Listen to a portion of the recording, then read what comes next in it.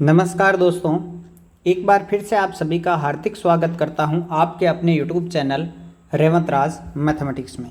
साथियों, इस video lecture में बात करने वाले हैं रीट एग्ज़ाम 2021 जो 26 सितंबर को होना है, उसके लिए संस्कृत का मॉडल पेपर नंबर 55 हम देखेंगे। 54 तक हमने मॉडल पेपर कर लिए थे और अब ये सीरीज जो है हम वापस शुरू करने जा रहे हैं। 30 अति महत्वपूर्ण प्रश्न है, लेवल फर्स्ट और लेवल सेकंड दोनों के लिए रहेगा।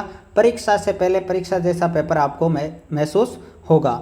और साथियों मैं आपको बता दूं कि अब जो है डेली जो है साथियों वो 8:30 बजे आपको शाम को जो है संस्कृत का मॉडल पेपर मिलेगा। तो आप चैनल को सब्सक्राइब कर लें, बेल आइकन को प्रेस करके ऑल पे क्लिक कर लें ताकि नोटिफिकेशन आप तक आ जाए। और कल सुबह जो है साथियों, कल सुबह 7 बजे जो है वो हिंदी का शिक्षण विधियों का मैराथन वीडियो आ रहा है। लगभग 3 घंटे का वीडियो है, उसमें कंप्लीटली जो शिक्षण विधियां हैं वो आपको क्लियर करवा दी जाएगी हस्तलिखित नोट्स के माध्यम से।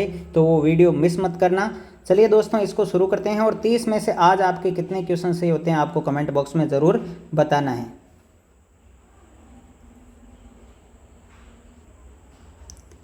तो चलिए दोस्तों, आपके सामने जो है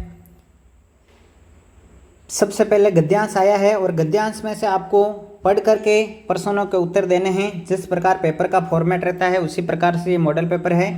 पहला प्रश्न आपके सामने अवेलेबल है साथियों। प्रश्न क्या कह रहा है कि कस्मिन् पदे दीर्घ संधि नास्ति, कौन से पद में दीर्घ संधि नहीं है? हिमालय, हिमाच्छादितः, नगाधिराजः और क्रीड़ा स्थली। तो आपको बताना है किसमें दीर्घ संधि नहीं हुई है।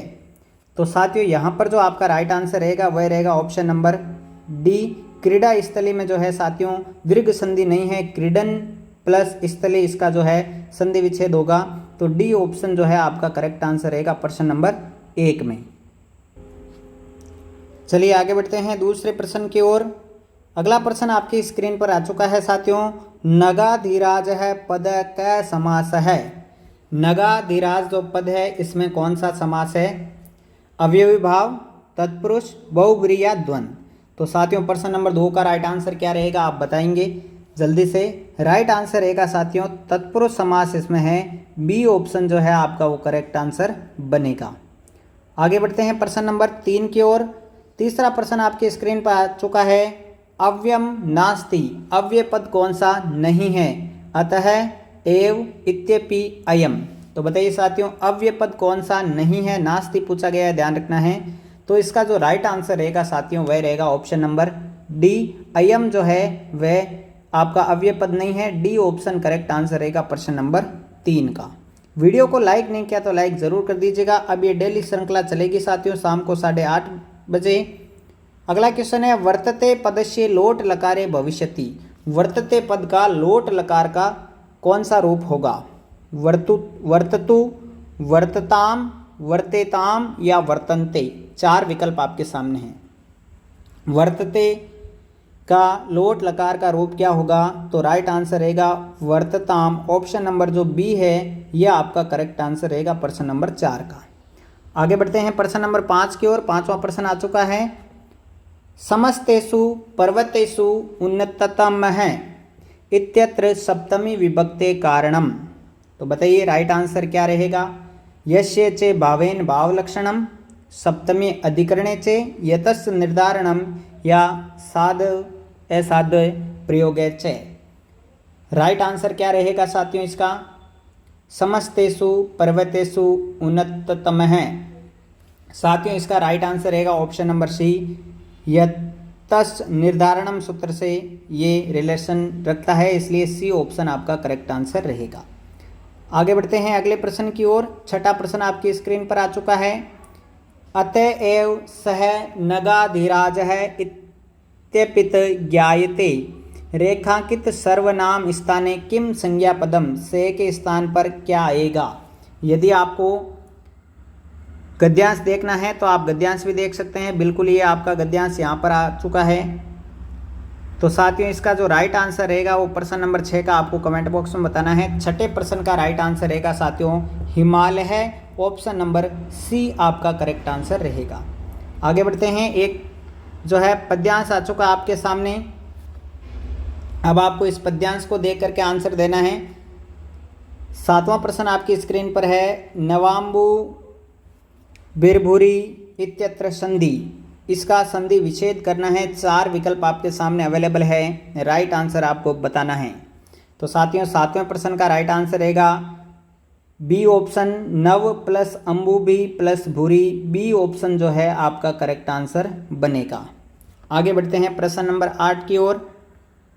8वां प्रश्न है सत्पुरुषः इत्यत्र क समास है। सत्पुरुषः शब्द में कौन सा समास है? बहुब्रीहि, तत्पुरुष, कर्मधारय या अवयवी भाव। 4 विकल्प मैंने आपको बताए, आपको बताना है सत्पुरुषः शब्द में कौन सा समास है। तो साथियों 8वें प्रश्न का राइट आंसर रहेगा कर्मधारय समास। ऑप्शन नंबर जो सी है वो करेक्ट आंसर रहेगा। प्रश्न नंबर 9 की ओर बढ़ते हैं।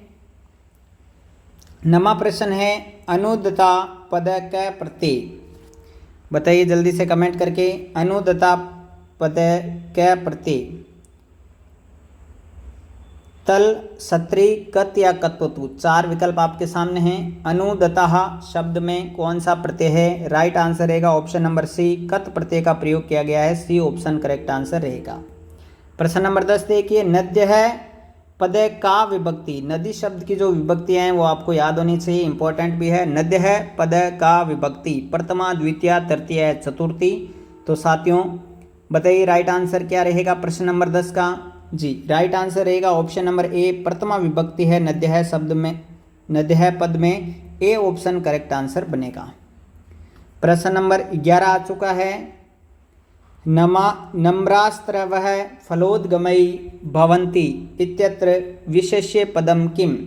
इसमें आपको विशेष्य पद बताना है। नम्राः, तरवः, फलोद्गमयी या भवन्ति। 4 विकल्प आपको बताए गए हैं। विशेष्य पद बताना है, किसकी विशेषता बताई जा रही है? राइट आंसर रहेगा तरवः। Option number B correct answer बनेगा। आगे बढ़ते हैं प्रश्न नंबर 12 की ओर। वृक्षः फलानि स्वयं न खादन्ति इत्यस्य लृट लकारे भविष्यति। इसको लृट लकार में आपको बदलना है साथियों, राइट आंसर बताना है। 4 विकल्प आपके सामने अवेलेबल है। वृक्षः फलानि स्वयं न खादन्ति, इसको लृट लकार में बदल दीजिए। राइट आंसर रहेगा साथियों सी ऑप्शन, वृक्षः फलानि स्वयं ने खादिशन्ति। सी ऑप्शन आपका करेक्ट आंसर बनेगा। आगे बढ़ते हैं अगले प्रश्न की ओर। 13वां प्रश्न आपकी स्क्रीन पर आ चुका है। एकार ऐकार्यो वर्णयो उच्चारण स्थानम भवति। ए और ऐ का उच्चारण स्थान क्या होता है ये पूछा गया है। कंठोष्ठ, कंठ तालु, दंतोष्टम या मूर्धा। 4 विकल्प आपके सामने अवेलेबल है साथियों, बताइए राइट आंसर क्या रहेगा इसका। तो साथियों सूत्र पढ़ा होगा एद तो कंठ तालु, इसका राइट आंसर रहेगा कंठ तालु। ऑप्शन नंबर बी जो है वो करेक्ट आंसर बनेगा। आगे बढ़ते हैं साथियों प्रश्न नंबर 14 की ओर। 14वां प्रश्न आपकी स्क्रीन पर आ चुका है, बताइए राइट आंसर क्या रहेगा प्रश्न नंबर 14 का।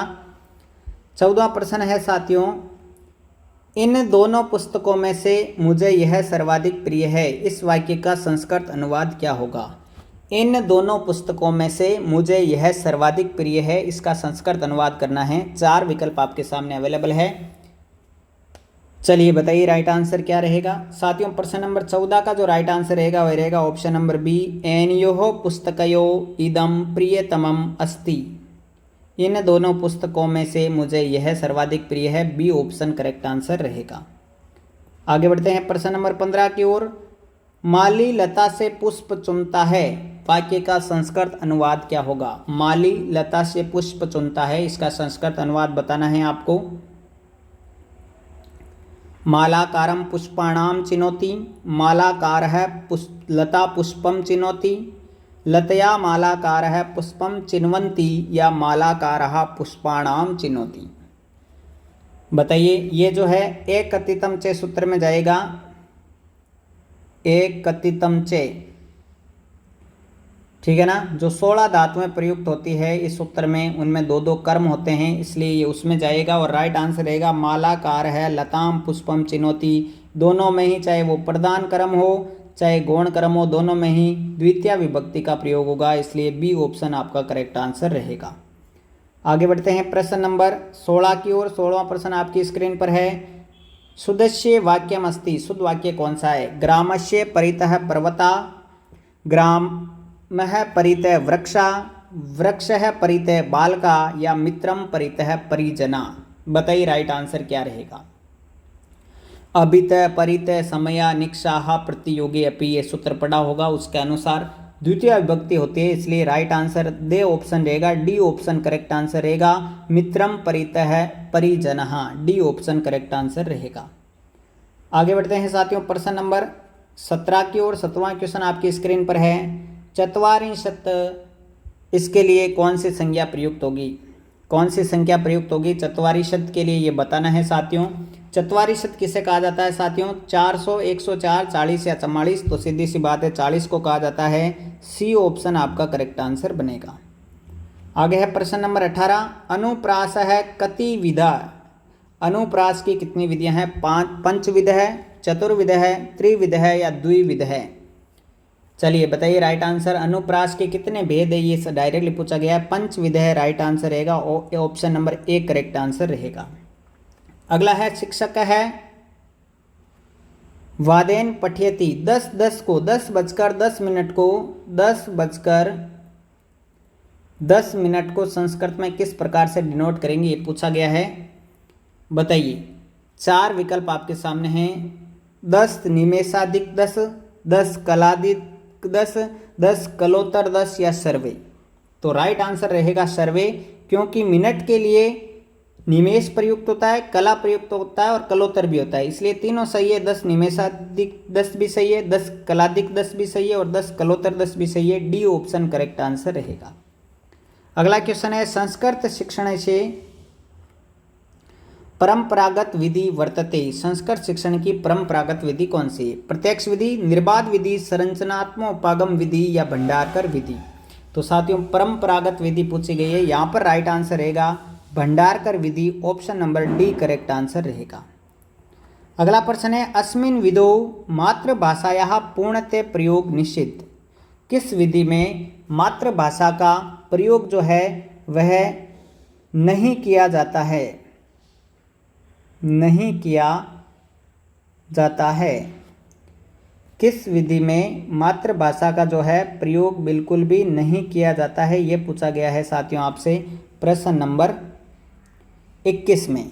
तो आप सभी को पता है 4 विकल्प है, प्रत्यक्ष विधो, मौखिक विधो, संयुक्त विधो या भंडारकर विधो। तो प्रत्यक्ष विधि में जो है मातृभाषा का बिल्कुल भी प्रयोग नहीं किया जाता है, ए ऑप्शन आपका करेक्ट आंसर रहेगा।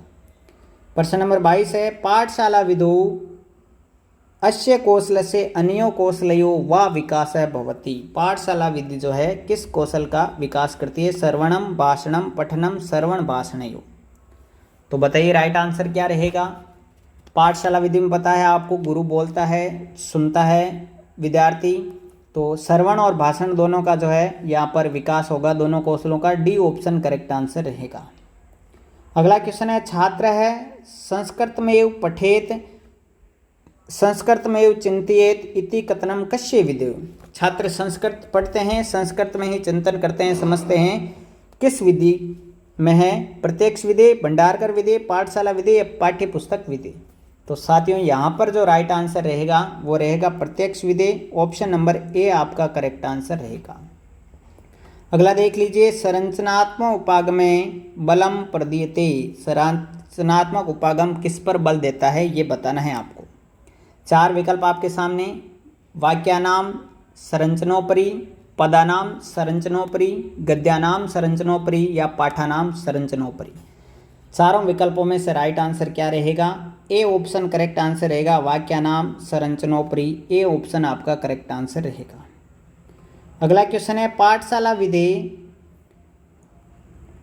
विषय असत्यम वर्तते, पाठशाला विधि के विषय में असत्य क्या है? मानसिकम अनुशासनम, गुरु शिष्यो पूर्ण संवाद, स्मरणाय बलम, पठन लेखन कौशलियो विकास है। अभी ऊपर आया था क्वेश्चन, पाठशाला विधि में जो है वह पठन और लेखन कौशल का विकास नहीं किया जाता है, जबकि किसका किया जाता है? श्रवण और भाषण का। तो ये कथन गलत है, इसलिए डी ऑप्शन आपका करेक्ट आंसर हो जाएगा प्रश्न नंबर 25 का। 26वां प्रश्न है व्याकरण अनुवादे च बलम ददाति, भंडारकर विधि, प्रत्यक्ष विधि, पाठ्य पुस्तक विधि या पाठशाला विधि? तो राइट आंसर बिल्कुल इजी है, भंडारकर विधि इसका राइट आंसर हो जाएगा, ऑप्शन नंबर ए प्रश्न नंबर 26 का। 27वां प्रश्न है पाठशाला विधि अपरम नाम नास्ति। पाठशाला विधि का अपरम नाम नहीं है। पंडित विधि, आदिम विधि, गुरुकुल विधि या व्याकरण अनुवाद विधि। तो राइट आंसर क्या रहेगा साथियों? ऑप्शन नंबर डी, व्याकरण अनुवाद विधि इसका अपर नाम नहीं है, दूसरा नाम नहीं है। डी ऑप्शन करेक्ट आंसर रहेगा। प्रश्न नंबर देख लीजिए आपके सामने है 28 आधुनिक शिक्षण विधि वर्तते। संरचनात्मकोपागम, मौखिक विधि, प्रत्यक्ष या पाठशाला विधि। बताइए आधुनिक शिक्षण विधि कौन सी है? तो राइट आंसर रहेगा प्रत्यक्ष विधि। Option number C correct answer रहेगा। अगला क्वेश्चन देख लीजिए संस्कृत शिक्षण से आदिम विधि वर्तते। आदिम विधि कौन सी है? आधुनिक आदिम तो आपकी प्रत्यक्ष विधि हो गई, लेकिन आदिम पूछे तो आपको पाठशाला विधि करना है, इसलिए बी ऑप्शन करेक्ट आंसर रहेगा। अगला प्रश्न लास्ट क्वेश्चन क्या कह रहा है देखिए, अस्मिन विधौ केंद्रम पाठ्य पुस्तकम भवति। किस विधि में पाठ्य पुस्तक केंद्र में होती है ये बताना है। तो राइट आंसर क्या रहेगा साथियों? 4 विकल्प है। राइट आंसर रहेगा आपका पाठ्य पुस्तक विधौ, पाठ्य पुस्तक विधि में डी ऑप्शन करेक्ट आंसर रहेगा। तो साथियों ये थे कुल 30 क्वेश्चन और 30 में से आज आपके कितने सही हुए इस 55वें मॉडल पेपर में आपको जरूर कमेंट बॉक्स में बताना है। वीडियो को ज़्यादा से ज़्यादा लाइक कर दीजिएगा, शेयर कर दीजिएगा। इसी प्रकार अब आपको वीडियो मिलते रहेंगे। मिलते हैं साथियों अगले वीडियो में। और सुबह हिंदी का शिक्षण विधियों का वीडियो आ रहा है कंप्लीट क्रैश कोर्स का 2.5-3 घंटे का, वो जरूर देखिएगा। मिलते हैं अगले वीडियो में, तब तक के लिए जय हिंद, जय भारत, थैंक यू।